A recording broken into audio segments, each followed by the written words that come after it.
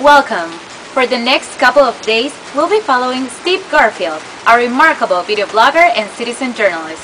We'll get to know his work and maybe a little more.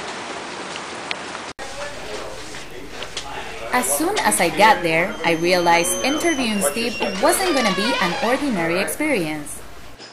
Thank Hi, you. how are you? Hi, how doing? are you? I'm good. Instead of a coffee place or his office, he told me to meet him on the second floor of an empty bar. That's an excellent question. But before showing you what happened next, let me introduce you to Steve Garfield.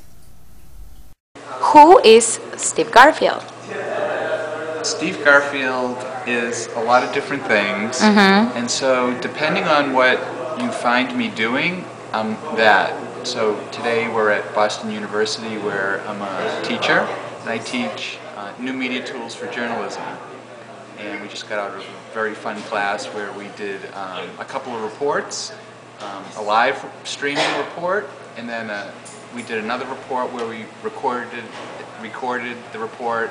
The students did all the work. I did some of the shooting, and then we put it on YouTube. So today I'm a teacher.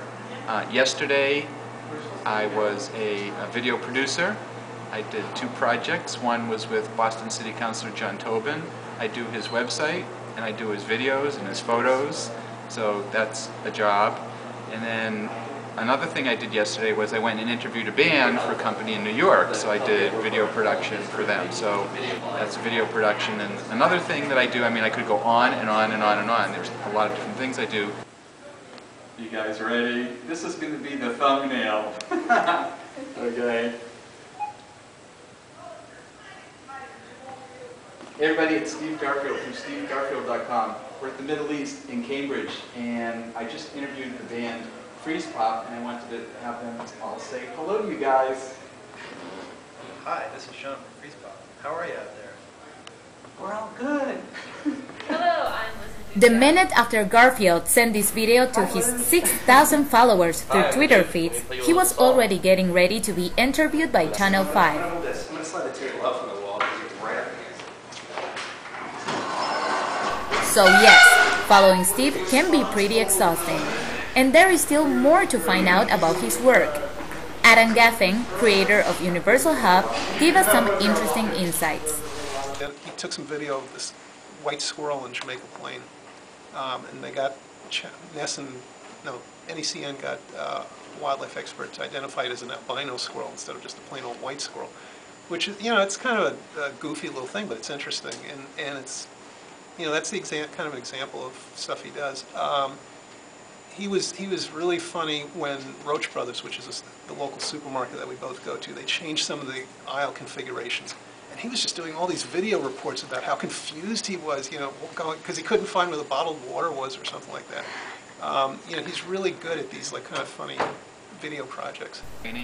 Garfield also does a lot of work as a citizen journalist. There was a fire in my neighborhood, and I took video of it and put it up on my site, and we have a little email newsletter for all my neighbors, and I sent them a link to the video, and they emailed me back and they said, hey, thanks for showing me that, Steve. I wondered where all the fire trucks were, but I had to go to work. What I realized was that even if I tell these stories that are only important to just a few people, local people, they're still important, and so that's how I started telling stories. He's a great storyteller, and there are a lot of stories in the area that he tells that you might not ever see. I have this white squirrel fixated in my head right now. It's not the most important thing in the world, but it's cool. He's like a true citizen journalist. He's telling people stuff that is happening to him that they'd be interested in. This is only part of Steve Garfield's story. Be certain that his camera will be able to tell you much more about it. This is Belen Bogado reporting for Northeastern University.